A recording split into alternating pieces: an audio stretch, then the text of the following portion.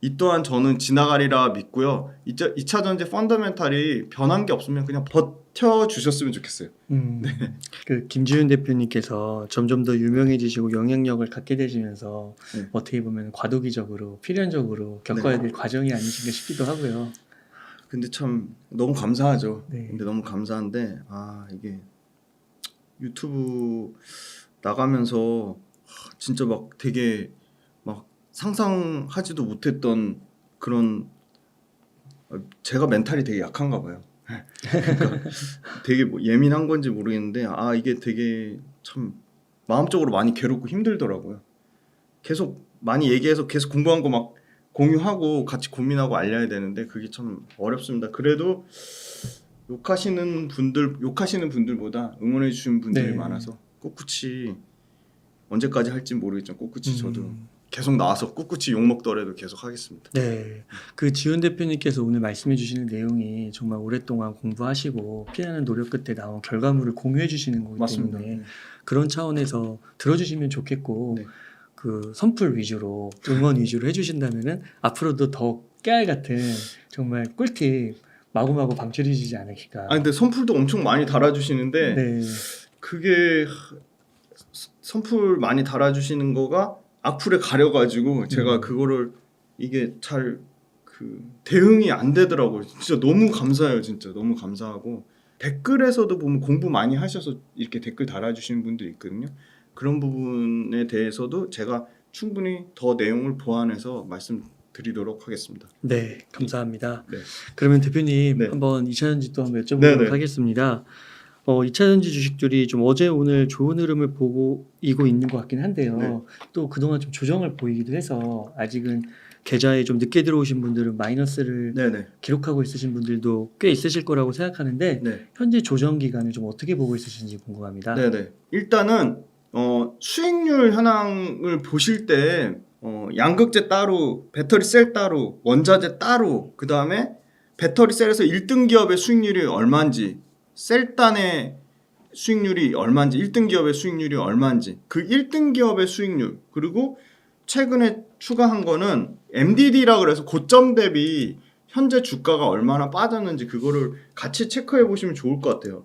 제가 어제 종가 기준으로 가져왔는데 코스피 지수가 14.9% 올랐고요. 코스닥이 26.9% 올랐는데 실적 추정이 가능한 47개 평균이 46%니까 여전히 많이 올랐죠. 많이 오른 건 사실이에요. 근데 최근에 고점 대비 평균적으로 장비, 셀, 소재 다 포함해서 38% 빠졌으니까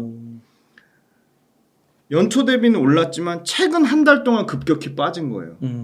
그러니까 추세적으로 2차 전지가 하락하는 추세다. 그건 아닌 거죠. 그러니까 주식의 제일 어떻게 보면 기본적인 원칙은 추세나 방향성인데 추세나 방향성을 한 달 주가 빠진 것 같고 추세나 방향성이 꺾였다고 말하기는 좀 어려울 것 같아요. 물론 제가 2차 전지 편향일 수 있어요. 그거 감안하고 들으시고 그 다음에 이제 쪼개서 보면 원자재가 가장 상승률이 평균 상승률이 가장 압도적으로 높아요.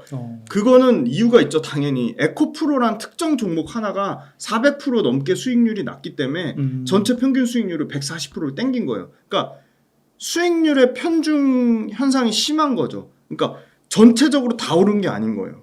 마찬가지로 원자재 1등 에코프로가 415% 오르면서 원자재 전체 평균은 141%를 만들었고 그 다음에 배터리 셀은 굉장히 부진했거든요. 평균 수익률이 19.5%예요.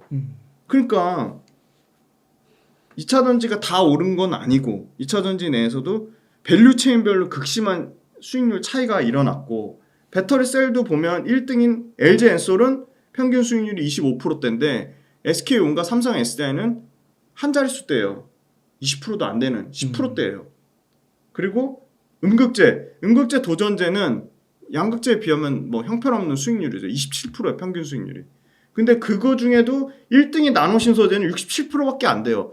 양극재 1등 코스모 신소재는 237%인데 그러니까 너무 차이가 많이 나는 거죠. 네, 전해액 볼게요. 전해액은 음극재 도전재보다도 더 심해요. 14% 평균 수익률이에요. 근데 고점 대비로는 49.7%가 빠졌어요. 49.7%가 빠졌는데 이것도 보시면 전액 중에 대표적인 게 엔캠인데 엔캠은 평균보다도 덜 빠졌거든요. 그럼 나머지 것들 동아기업이니 솔브레인, 후성 이런 종목들이 60% 넘게 빠졌어요. 고점 대비. 그러니까 엔캠은 상대적으로 선방했는데 나머지 종목들이 많이 빠진 거죠. 근데 분리막은 SKI 테크놀로지하고 W스코 평균이 마이너스 65%가 빠졌어요. 고점 대비. 근데 SKI 테크놀로지가 워낙 공모가가 높게 산정이 돼가지고 많이 빠진 측면도 있는데 분리막은 상대적으로 최근에 양극재, 음극재, 도전재 많이 빠질 때 상대적으로 덜 빠졌다. 그 다음 마지막 장비인데요. 장비는 고점 대비로는 37% 빠졌고요. 그 와중에 윤성 FNC만 269%가 올랐어요. 그 다음에 마이너스 15% 평균 대비 빠졌고, 그러니까 밸류 체인별로 상당히 수익률 편차가 심했고 1등을 제외한 나머지 업종들은 어떻게 보면 더 빠진 거죠. 그러면 뭘 말씀드리고 싶냐? 당연히 밸류 체인별로 1등 회사를 투자하는 게 맞다. 네, LG 엔솔은 고점 대비 11%밖에 안 빠졌고요. 코스모 신소재는 어제 종가 기준으로 고점 대비 11%밖에 안 빠졌어요. SKI 테크놀로지는 고점 대비 65%가 빠졌고요. 엔캠은 고점 대비 49%가 빠졌어요. 나노 신소재는 고점 대비 31%가 빠졌어요. 그 다음에 양극재단의 코스모 신소재는 11%가 빠졌고요. 장비, 윤성 FNC는 마이너스 15%로 빠졌어요. 근데 무슨 얘기냐? 전해액하고 분리막은 전해액하고 분리막 밸류체인 자체가 원래 부진해서 전체적으로 다 빠져서 1등까지 더 많이 빠진 거고요. 원자재하고 양극재랑 가장 잘하는 원자재, 그 다음에 양극재 셀은 원자재 양극재 셀이 그동안의 수익률도 좋아서 전체적으로 덜 빠졌는데 그 와중에 1등주는 거의 더 안 빠진 거죠. 네. 그러면 압축하면 원자재가 있고 양극재가 있고 음극재 도전재가 있고 분리막이 있고 전해액이 있고 장비가 있는데 전체 평균 수익률도 덜 빠진 거. 평균 수익률 덜 빠진 거 중에 그중에 1등주. 왜냐면 평균 수익률 덜 빠진 게 그 업황이 수익률 측면에서 상대적으로 견조한 거고 거기다가 1등주는 덜 빠졌으니까. 그래서 또 그렇게 추리면 당연히 양극재가 전체 평균도 덜 빠지고 1등주의 수익률도 월등한데 1등주가 평균 빠진 거 고점 대비 빠진 MDD도 굉장히 강력해요. 네. 그래서 양극재가 계속 좋을 수밖에 없고 그 다음에 두 번째가 셀인데 셀은 고점 대비도 덜 빠졌고 많이 오르지도 않았어요. 그런데다 LG 엔솔 같은 경우는 굉장히 선방했다. 고점 대비 11%밖에 안 빠졌다. 마이너스 11%니까 결론은 뭐냐? 평균치가 덜 빠진 데서 놀자. 평균치가 덜 빠진 데는 양극재, 셀, 원자재.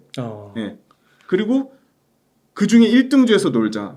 배터리 셀에서 1등은 당연히 LG 엔솔, 양극재에서 1등주로 안 빠진 거는 코스모 신소재, 그리고 덜 빠진 게 포스코 퓨처엠, 뭐 에코프로비엠은 최근에 많이 빠졌고요. 그리고 아까 말씀드린 원자재 단에서는 포스코 홀딩스가 많이 안 빠졌는데 원자재는 조금 역발상의 관점으로 포스코 홀딩스, 에코프로 둘 다 투자 포인트가 다르기 때문에 둘 다 조금 어떻게 보면 포트폴리오 나누는 측면에서는 둘 다 원자재는 포스코홀딩스랑 에코프로는 둘 다 가져가기 괜찮을 것 같아요. 포스코홀딩스가 덜 빠졌다고 더 매력적인 건 아닌 것 같아요. 지금 밸류에이션으로만 보면 에코프로가 지금 32% 빠졌거든요. 지금 32% 빠진 가격대에서는 저는 에코프로 얘기를 조심스러워서 말을 안 했는데 지금 32% 빠진 가격대는 저는 매력적이라고 보고 있어요. 그러세요. 네네. 네네. 그러면은 이 지금까지 이렇게 2차전지가 달려왔던 흐름, 네. 말씀해주신 대로 원자재, 네네. 양극재 네네. 이런 종류의 1등 네. 주식의 그 네. 수익률이 좋은 거, 네네. 떨어지는 것도 덜 떨어지고 네네. 방어력도 좋고. 맞습니다. 앞으로도 그런 추세가 이어질 거라고 보세요? 지금 1등주가 계속 1등주로 갈 가능성이 높은 게 네. 일단 배터리 셀 같은 경우는 LG 엔솔하고 삼성 SDI하고 SK온의 캐파 차이 때문에 실적이 계속 좋을 수밖에 없고 두 번째는 첨단 생산 세액공제 그냥 현금으로 꽂히는 세액공제도 LG 엔솔이 압도적으로 가장 크고요. 아주 보수적으로 잡아서 LG 엔솔은 1,000억이 바로 1분기 올해 실적에 꼽혀가지고 4분기까지 하면 7천억에서 1조 정도가 현금이 들어오는, 그러니까 영업이익에 반영이 되는 거고요. 삼성 SDI 같은 경우는 2025년을 보더라고요.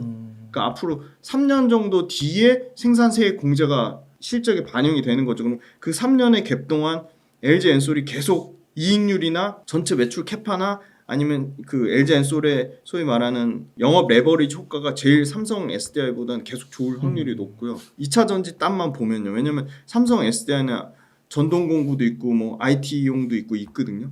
근데 삼성 SDI랑 LG 엔솔이 지금 생각보다 주목 못 받는데 그게 굉장히 실적에 도움될 만한 게 지금 ESS 에너지 저장 장치거든요. 이게 매출단에서는 5% 비중밖에 안 되는데 LG 엔솔은 5% 비중밖에 안 되고 삼성 SDI는 매출 비중이 커요. 그래서 ESS를 얼마나 삼성 SDI가 LG 엔솔이랑 벌리느냐에 따라 차이가 좀 있을 것 같고요.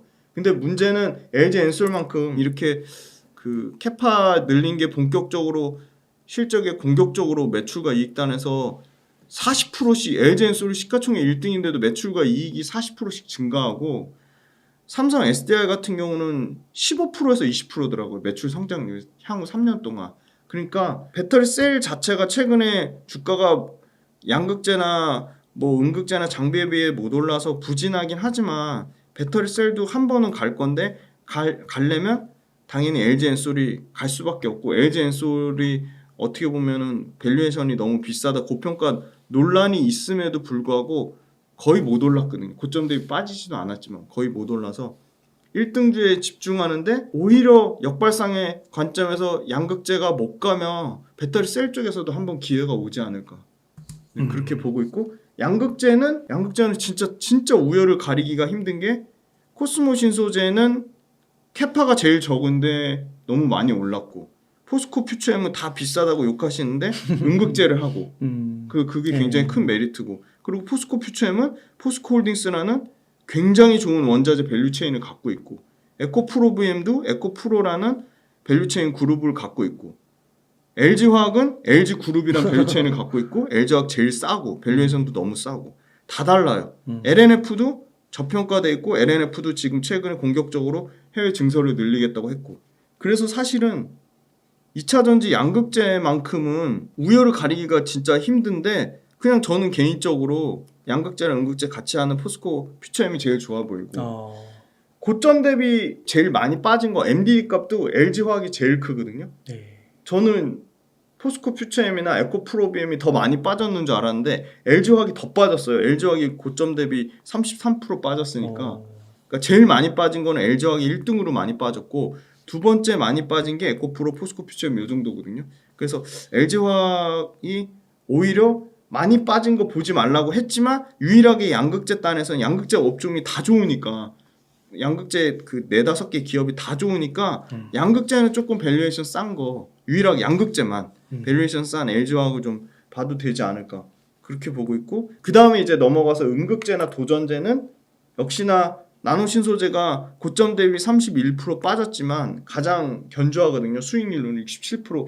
유일하게 나노신소재만 50% 넘는 수익률로 67% 땡기면서 이 평균을 27%로 만들어 놓은 거거든요. 이게 원래 20% 미만 되는 건데. 그러면 나노신소재가 67%면 대주전자재료는 욕 무지하게 먹고 있는데 얼마나 많이 빠졌겠어요. 대주전자재료는 평균 수익률이 20%대도 안 돼요 지금.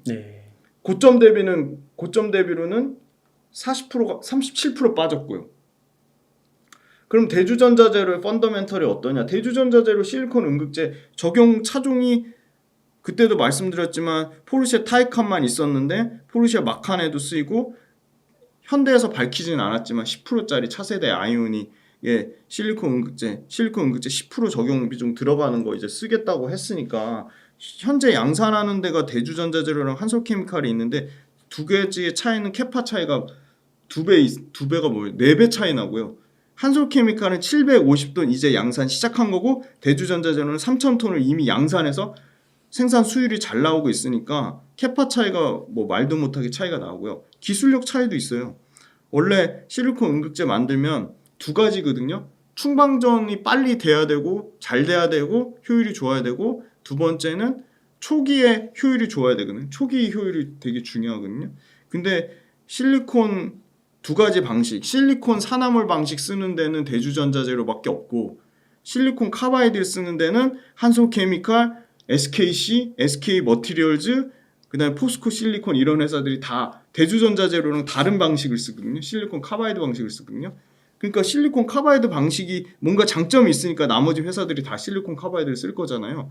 여기의 장점은 초기에 빨리 효율이 잘 나온다는 거거든요. 초기 효율이 좋은 건데 대주전자재료가 실리콘 산화물 방식의 단점인 유일한 단점이 초기 효율 떨어지는 거를 마그네슘을 섞어가지고 초기 효율까지 높였어요.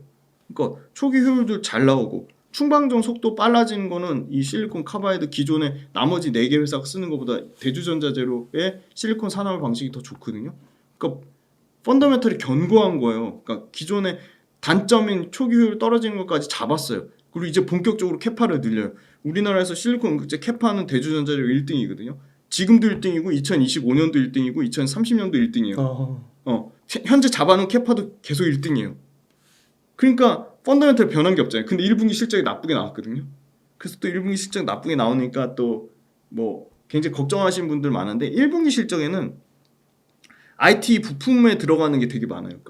그러니까 전체 대주전자재료 매출 중에 실리콘 응급제 비중은 아직도 20%밖에 안 되는 거예요. 그러니까 오히려 성장할 여력이 많이 남아있는 거죠. 20%밖에 안 되니까 이게 50% 70% 돼서 목에 찼으면 모르겠는데 20%밖에 안 되니까 앞으로 폭풍 성장할 여지가 남아있죠. 근데 실리콘 응급제가 진짜 실제 폭풍 성장해요.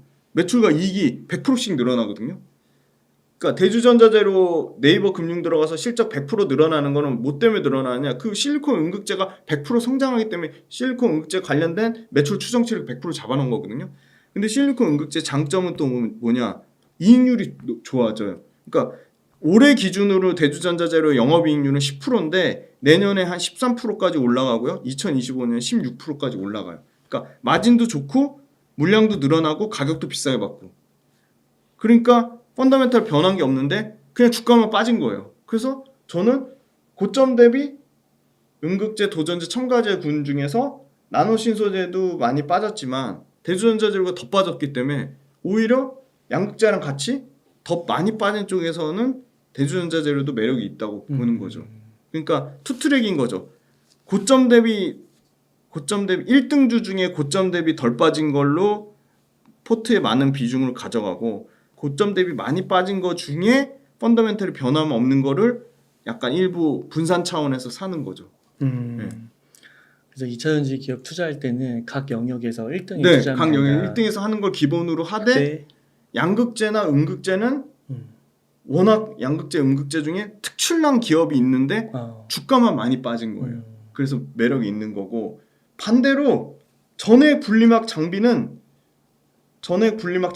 더 전액 중에 엔캠보다 더 많이 빠진 거 아까 있다 그랬잖아요. 동아기업 마이너스 67%, 후성 마이너스 60%, 예, 말씀드렸잖아요. 근데 분리막은 SKI 테크놀로지 마이너스 65%, 그 다음에 W스콥 뭐 마이너스 67% 이런데 전액이나 분리막이나 장비는 예를 들어 윤성 FNC 뺀 나머지 뭐 원익PN 이런 것들은 마이너스 60%더 빠졌어요. 근데 그런 거는 더 빠졌다고 매력 있게 안 봐요. 왜냐? 양극재랑 음극재는 특수한 경우에 워낙 음극재 대주전자재료가 워낙 독보적인 기술 경쟁력과 차별화된 모멘텀을 캐파를 갖고 있는 거고 양극재 LG화학은 LG화학만의 독보적인 차별화된 모멘텀을 갖고 있으니까 많이 빠진 거 중에 양극재는 LG화학을 많이 빠졌음에도 불구하고 LG화학 좋게 보는 거고 음극재 대주전자재료를 좋게 보는 건데 전액이나 분리막이나 장비는 좀 다른 거죠. 전액이나 분리막 장비는 독보적으로 할 수 있는 기업이 전액의 엔캠이 1등이고요. 분리막에는 SKI 테크놀로지가 1등이에요. 그리고 장비에서는 윤성 FNC가 1등이고. 그래서 여기는 분리막 장비 전액은 많이 빠진 종목 중에 특별하게 독자적인 매력이 있는 종목이 없어요. 그래서 그냥 1등주를 하는 게 맞는 거고. 그 전액이나 막 네. 분리막이나 이런 부분들은 네. 중국 기업들이 네네. 글로벌 1등이라고 하면서 맞아요. 네. 양극재를 주로 사라고 네네. 이렇게 얘기를 많이 하시는데 네네. 그런 의견은 어떻게 생각하세요? 그것도 맞는데요. 그것도 맞는데 저는 그렇게 봐요. 전액하고 분리막하고 장비가 있잖아요. 이제 전액이 1등부터 3등까지가 다 중국인데 소재별로 특징을 잘 봐야 될 것 같은 게 전액은 중요한 게 보관이 되게 짧거든요. 3개월밖에 안 돼요. 그러니까 특수 용기가 있어야 돼요. 네. 그런데다가 현지화가 되게 중요한 거죠. 물론 현지화는 뭐 양극재도 중요하고 음극재도 중요한 특별히 전액의 현지화가 더 중요한데 이 현지화 관련돼서 엔캠이라는 회사는 4등이거든요. 글로벌 4등. 뭐 또 이거를 뭐 엔캠을 추천하는 거 전혀 아닙니다. 그냥 설명드리는 거예요. 엔캠은 4등인데 이 현지화가 가장 잘 돼 있다. 네. 그러니까 이미 미국, 그다음에 유럽, 그다음에 중국, 동남아의 생산 법인을 다 갖고 있거든요. 그죠? 네. 근데 중국이 IRA 법안이랑 CRMA 법안 때문에 유럽에서 진입하는 게 생각보다 쉽지가 않고 미국의 IRA 법안 때문에 미국에 진출하는 게 쉽지 않고 근데 현지화가 잘 돼 있어요. 엔캠은 미국에도 잘 돼 있고 유럽에도 잘 돼 있고 그러면 전액은 물론 중국 1등부터 3등까지 꽉 잡고 있지만 이 IRA 법안이랑 CRMA 법안 때문에 현지화가 안 돼 있으면 모르겠는데 현지화가 돼 있는 엔캠은 얘네가 갖고 있는 거에 점유율이라든지 고객사라든지 이런 부분을 상당 부분 좀 뺏어올 것 같아요. 그러겠네요. 네. 전해액이냐 분리막이냐 장비냐 이거에 따라 다 따로 봐야 될 것 같고 분리막도 SKI 테크놀로지가 최근에 반짝했거든요. 그 왜 그러냐 미국의 현지 공장 양극재랑 음극재는 FTA 체결국에서 미국과 FTA 체결국에서 50% 이상 부가가치를 창출하면 이걸 인정을 해주니까 네. 사실 우리나라에서 공장 지어가지고 우리나라에서 부가가치 50% 이상 창출하면은 IRA 조건에 만족을 하잖아요. 네. 근데 전해액하고 분리막은 이번에 이 전해액하고 분리막은 핵심 광물이 아니라 부품으로 지정이 됐거든요. 그러니까 미국에 공장을 지어야 되잖아요. 왜냐면 미국에서 공장 지어서 미국에서 부가가치 창출해야지 이 IRA 법안을 만족하니까. 근데 다행히도 전액의 엔캠, 분리막의 SKI 테크놀로지는 미국 공장을 갖고 있는 거죠. 네. 그렇구나. 그래서 어떻게 보면 아까 말씀드린 중국 그거 때문에 얘네는 중국이 1, 2, 3등 하고 있는 그 전액 업체를 오히려 시장 점유율을 뺏을 가능성이 오히려 높은 거죠. 오히려 역수혜를 받는 거죠. 분리막의 SKI 테크놀로지 마찬가지. 네. 그러니까 그게 부정적인 게 아니고 저는 오히려 이 IRA 본격적인 수혜를 받는 거에 대해서 양극재만 부각이 됐는데 현지 공장 갖고 있는 엔캠 같은 거는 IRA 직접적인 수혜가 될 수 있다고 봅니다.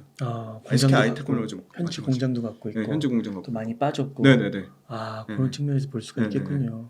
그래서 다른 양극재 말고 요새 뭐 SKI 테크놀로지, 엔캠 다른 이 양극재, 음극재를 제외한 소재들 있잖아요. 네. 네.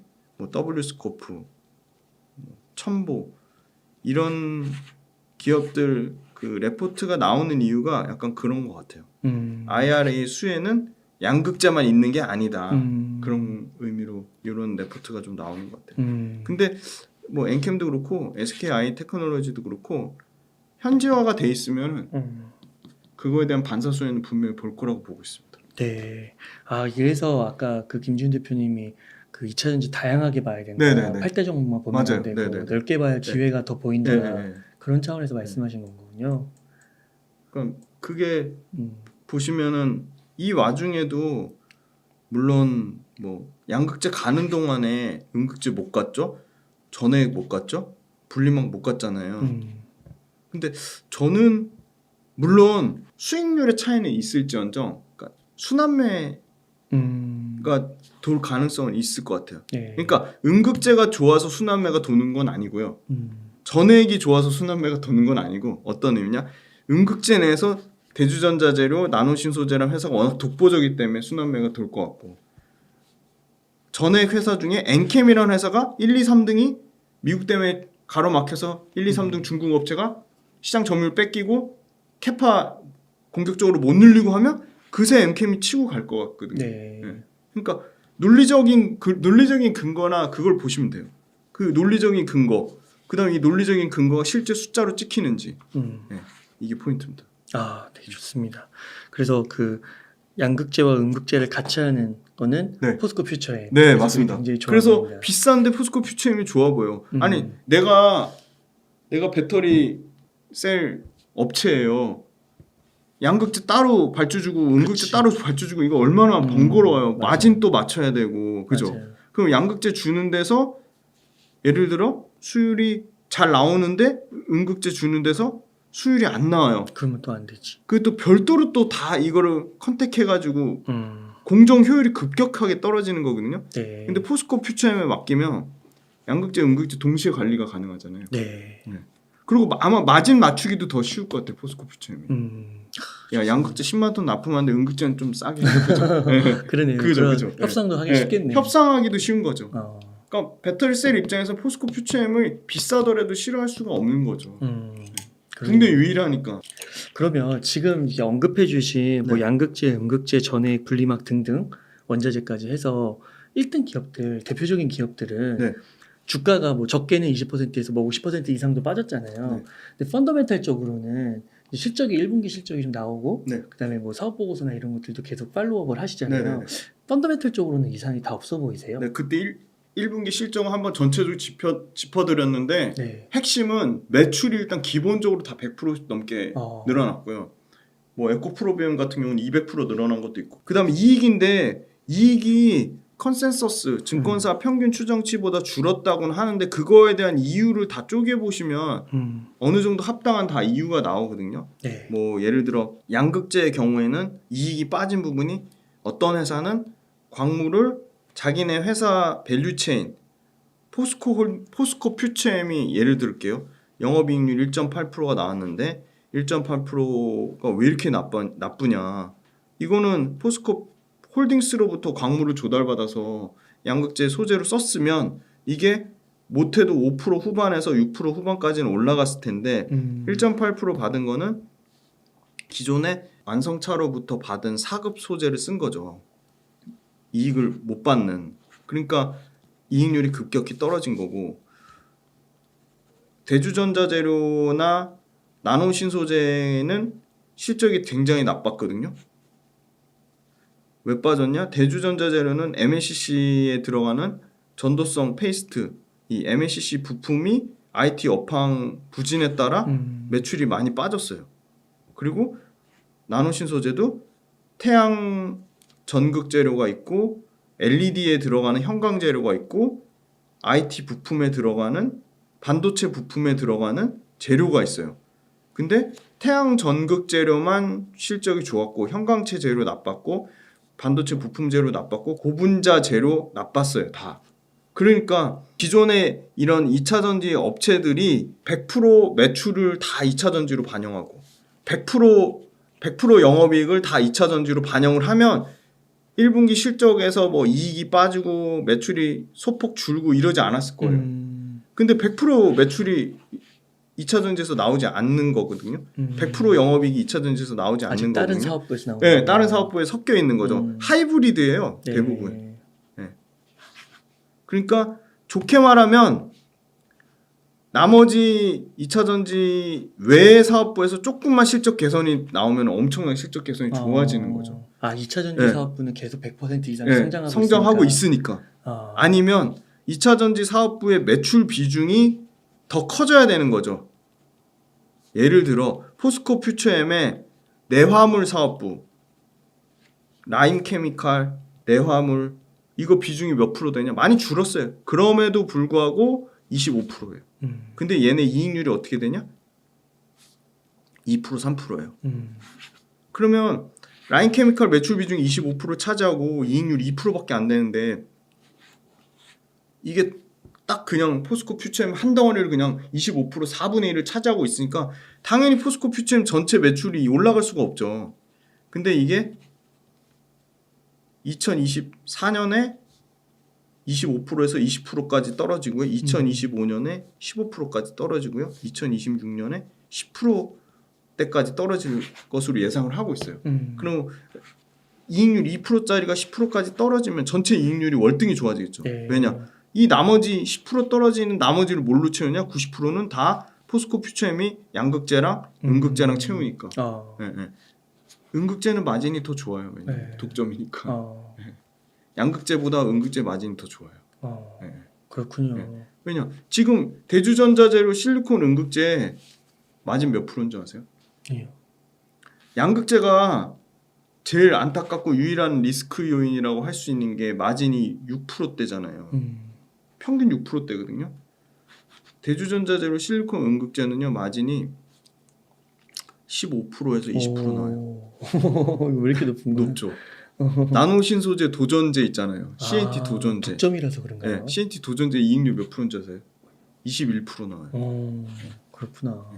이런 거 반영돼서 주가에 더 많이 오른 측면도 있겠죠. 단기적으로. 근데 대주전자재는 왜 이렇게 대우를 못 받는 다른 건지 사업도 모르겠어요. 때문에. 네. 아까 말씀드린 이 MLCC 이 들어가는 IT 사업부가 대주전자재료는 IT 사업부의 비중이 40%가 넘어요. 우리가 엄청나게 기대하는 실리콘 음극재는 20%대. 근데 고무적인 거는 실리콘 음극재가 2배씩 뛰는 거죠. 2024년에 40%, 2026년에 거의 80%까지 갈 거다. 와. 이렇게 보고 있어요. 그러니까 완전 기업이 트랜스포머. 완전 트랜스포머 하는 거죠. 그러니까 네. 매출과 영업이익이 100%씩 늘어나는 게 물론 양극재도 매출과 이익이 50% 늘어나는데 실리콘 음극재는 매출과 영업이익이 100%씩 늘어난다니까요. 그러니까 그 숫자를 한번 계속 보자고 체크를 해보시자고요. 물론 올해는 매출이 15%, 뭐 영업이익이 80%밖에 안 늘어나는데 본격적으로 늘어나는 거는 내년으로 보고 있어요. 2024년. 그러니까 2024년까지는 대주전자재를 갖고 계신 분들은 주가 빠지나가 팔 필요가 없는 거죠. 네. 왜냐면 본격적으로 매출과 이익이 2배씩 늘어나는 건 2024년, 2025년, 2026년이니까. 그러니까 이게 그 전기차와 2차 전지 시장은 엄청 커지잖아요. 네. 그 커지는 거에 맞춰서 실리콘 음극재도 당연히 커질 네. 거니까. 비중을 계속 늘리고 있고요. 지금 3% 들어가는 게 내년에 급격하게 8%로 늘리고 내후년에 10%, 15%까지 늘리겠다는 거거든요. 그리고 이 실리콘 음극재가 소위 말하는 그 테슬라에서 지금 계속 시도하고 있는 이 건식 전극 공정 있잖아요. 네. 네. 여기도 실리콘 음극재가 쓰여요. 네. 그리고 지금 큰 차들 있잖아요. 앞으로 이제 신차 뭐가 나올지 굉장히 중요하잖아요. 여기 보시면. 전기차. 네, 전기차 신차. GM에서요. 실버라도란 차가 나오고요. 네. 블레이저란 차가 나오고 에퀴녹스란 차가 나와요. 근데 이게 다 배터리 용량 보세요. 그렇게 중국이 말하는 CATL이랑 BYD의 배터리는 평균을 내보면 68 정도라고 보시면 돼요. 기가와트시 68 기가와트시인데 요거 보세요. 실버라도 이거 뭐냐면요. 거의 그거예요. 대형 SUV. 요게 200기가와트시. 200kW시. 아 죄송해요. CATL 평균 들어가는 68 기가와트시예요. 그 다음에 블레이저 요거 뭐이시죠? 102kW시. 에퀴녹스 요것도 100kW시. 그러니까 안 되네요. CATL로는. 네. 게임이 안 되죠. 40% 넘게 차이 나는 거니까 큰 차에 들어간다니까요. 네. 그 다음에 테슬라 사이버트럭 요것도 100kW시죠. 그리고 테슬라 사이버트럭도 뭐 나오냐 안 나오냐에 말을 많은데 드디어 이제 3분기에 이거 출시 잡힌 거 보면 이제 쏠쏠찮게 기사가 나오고 있어요. 그 다음에 아우디 이트론 요거 100kW시. 아우디 이트론이요. 그 테슬라 타이칸하고 같은 플랫폼을 쓴대요. 그래서 지금 실리콘 음극재 이거 100% 아우디 이트론에 들어간다. 이미 레포트에 나오고 있어요. 네. 그 다음에 기아 EV9 이것도 거의 100기예요. 99.8.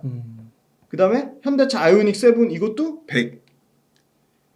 렉서스 이거 RZ450 이거는 좀 작아요. 71.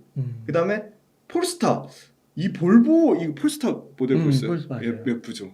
몇 대 없는데 폴스타 111. 그러니까 기본적으로 다 100이 넘어가요.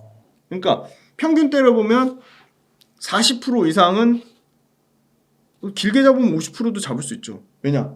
여기는 지금 픽업 트럭, 사이버 트럭밖에 안 들어가 있어요. 지금 픽업 트럭 모델 있잖아요. 아시죠? 포드가 하는 거 F150. 그거 200 넘게 들어가 있죠. 배터리 용량이. 당연히 크게 들어가 있죠.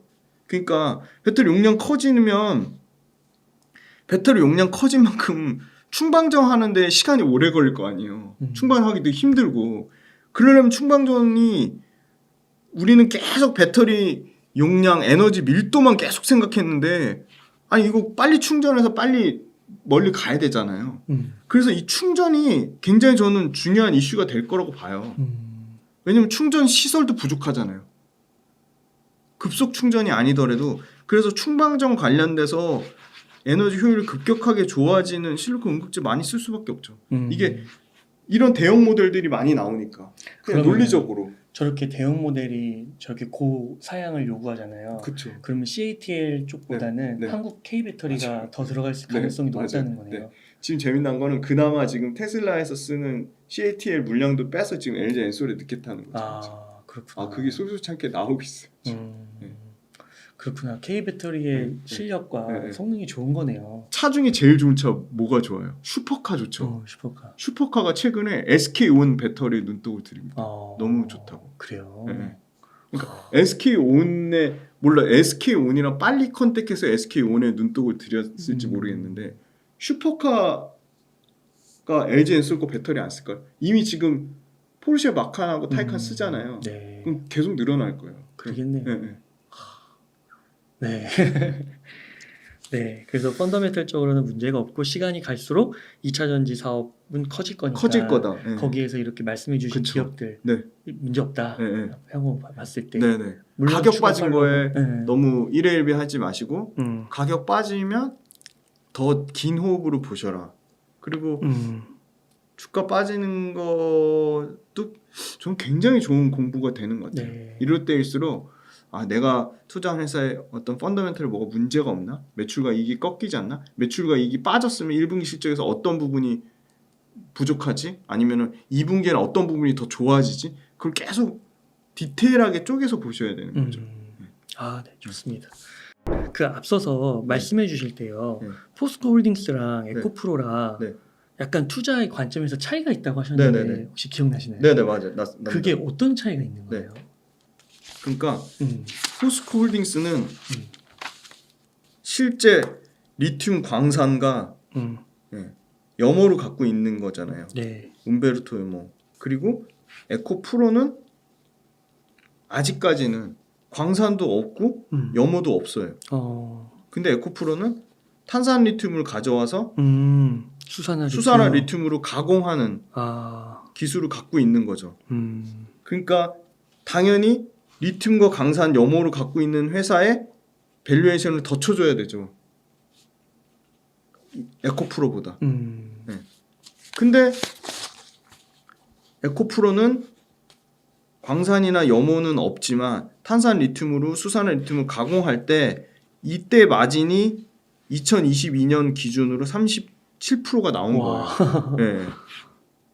물론 수산화 리튬 가격도 올라가고 있고, 그죠? 그 다음에 탄산 리튬의 가격도 그러니까 엄청 빠졌고, 그러니까 탄산 리튬과 수산화 리튬의 소위 말하는 스프레드 마진, 제품의 판매 가격이랑 원재료의 가격의 차이가 클수록 그 가공 마진을 많이 먹겠죠, 에코프로가. 네. 네. 근데 수산화 리튬 그 소위 말한 앞으로 어떻게 될 건지 가격에 대한 예측을 굉장히 보수적으로 잡아서 많이 논란이 되잖아요. 근데 수산화 리튬 가격 관련돼서는 한국광물자원협회 가면 탄산 리튬 가격을 보실 수가 있어요. 이게 줄기차게 계속 빠지다가 탄산 리튬 가격이 계속 빠지다가 4월 21일 기점으로 계속 올라오고 있죠. 요거 추세 보이시죠? 네. 예. 탄산 리튬 가격 올라오면 당연히 수산화 리튬 가격도 올라오겠죠. 예. 수산화 리튬 가격도 확인해 보시면 올라오고 있어요. 그러니까 수산화 리튬 가격이 일단 기본적으로 단기적으로 변동성은 있지만 길게는 2026년 뭐 더 장기로 봤을 때는 2028년까지 이것도 철저하게 수요와 공급에 의해 움직일 텐데 수요는 사실 전기차가 있고요. 네. ESS 에너지 저장 장치가 있고 ESS는요 보수적으로 잡아서 전기차의 한 20% 정도 시장 보거든요. 그러니까 뭐 전기차가 1000조 시장이면 못해도 200조 시장은 될 거다 보고 있어요. 그다음에 나머지 것들 있잖아. IT 부품, 전동공구, 뭐 전기 선박, 전기 항공기, 뭐 드론 뭐 많잖아요. 이거 다 합쳐서 이것도 최소한 못해도 2-30조 시장은 될 거예요. 그죠? 2-30조? 네. 많이 그럼요. 작네요. 네? 많이 작네요. 이게 200조면 네. 이게 2-30조면 10분의 1이네요. 이거 더 될 수도 있어요. 근데 저는 현재 기준으로 2-30조 잡은 건데 이것도 100조. 예를 들어 전동공구 뭐 전기 선박 항공기 이거 다 하면 100조 되겠죠. 네. 현재 기준으로 한 20조 되지 않을까 그렇게 보고 있거든요. 근데 이게 수요 공급에 의해 움직이니까 수산화 리튬 가격이 크게 빠지지 않는 한 이거 마진 구조는 계속 좋은 가격을 유지하겠죠. 에코프로 같은 경우는.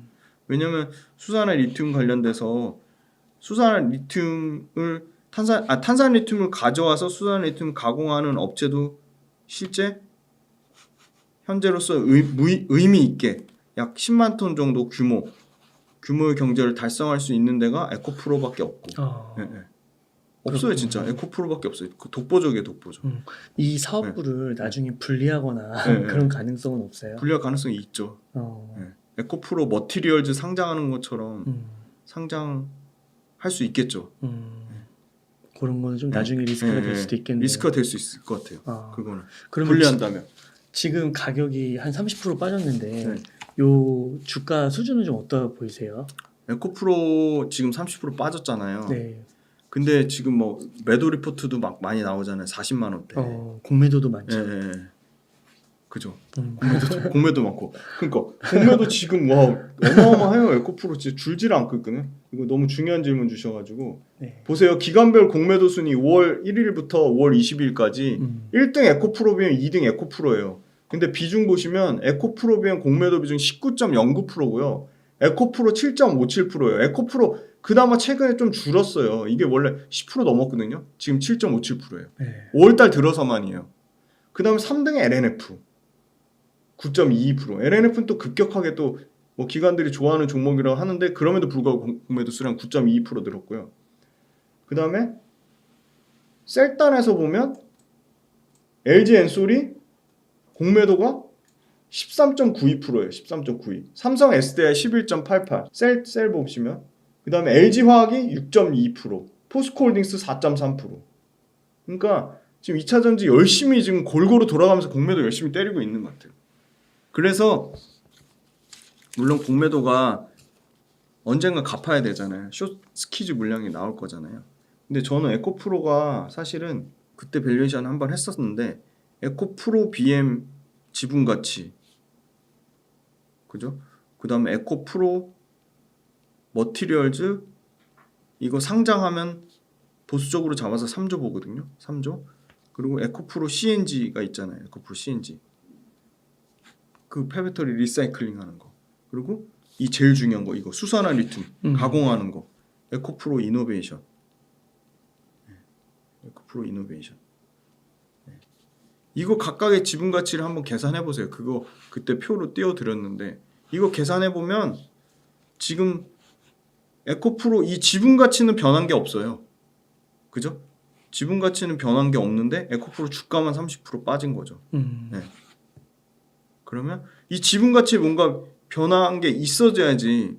예를 들어 수산화 리튬을 9.8만 톤 양산하기로 했는데 갑자기 그 캐파 관련된 계획이 전부 철회돼 가지고 수산화 리튬 가공하는 거 문 닫겠다 하든가 에코프로 BM을 뭐 갑자기 뭐 포스코 퓨처엠을 팔아버리겠다라고 하든가 에코프로 BM 지금 71만 톤 지금 2027년까지 잡고 있는데 71만 톤 잡고 있는데 이게 문제가 생겨가지고 뭐 공장을 문 닫는다는 그런 뭐 천재이루 그게 터지지 않는 한 이거에 대한 지분 가치는 에코프로에 반영이 되는데 사실 에코프로 BM을 보면 에코프로 BM이 캐파로 계산하는 걸 되게 그 재밌어 하시고 되게 관심 많아 하셔서 제가 이거 캐파로 2025년 에코프로 BM 캐파를 예를 들어 40만 톤으로 잡았을 때 톤당 5천만 원 회사에서 얘기하는 거는 톤당 5천만 원인데 이것도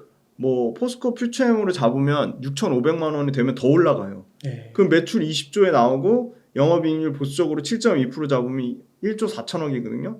여기에 PER 5대 1000원, 양극재 5대 1000원 평균 PER 적용하면 적정 시가총액 40조 나와요. 그러면 41조잖아요. 아 40조라고 봐요. 그죠? 네. 40조라고 보면 40조의 에코프로 지분 얘네가 에코프로 BM 지분 몇 프로 갖고 있죠? 49.6%인가? 그죠? 50% 잡고 있는 에코프로 BM 지분 가치면 20조잖아요. 아 여기다 그 할인율 50% 할인해도 10조 이상 되는 건데 지금 에코프로 주가 많이 빠져가지고 15조예요. 그러면 이게 무슨 말이냐면 에코프로 BM이랑 BM만 네, BM 거의 70% 50% 지분율 할인해가지고 70%를 일단 설명이 되고요. 나머지 에코프로 이거 제일 중요한 거잖아요. 수산화 리튬 이거. 네. 마진 37% 나온 거. 에코프로 이노베이션 수산화 리튬 가공하는 거. 에코프로 이노베이션 지분 가치를 10조만 줄까요? 최소 15조거든요. 네. 네. 12조에서 15조 보거든요. 그럼 이거 두 개 합치면 지금 15조 넘는 거죠. 그렇죠. 나머지 자회사는 하나도 포함이 못하는 거예요. 에코프로 머티리얼즈 지금 3조 IPO 하려고 하는데 머티리얼즈, 에코프로 CNG, 에코프로 AP, 그 다음에 또 에코프로 HN이라고 환경 정화가스 하는 거. 그거는 지금 주가 하나도 지금 이 시총에 반영이 못 된 거죠. 그렇군요. 그러니까 요 15조라는 시총은 에코프로 BM하고 에코프로 이노베이션 일부 반영된 시가총액인 것 같아요. 그럼 에코프로는 네. 만약에 반영을 하면 네. 아까 2025년 기준으로 네네. 에코프로 BM이 한 40조 되는 거잖아요. 그쵸.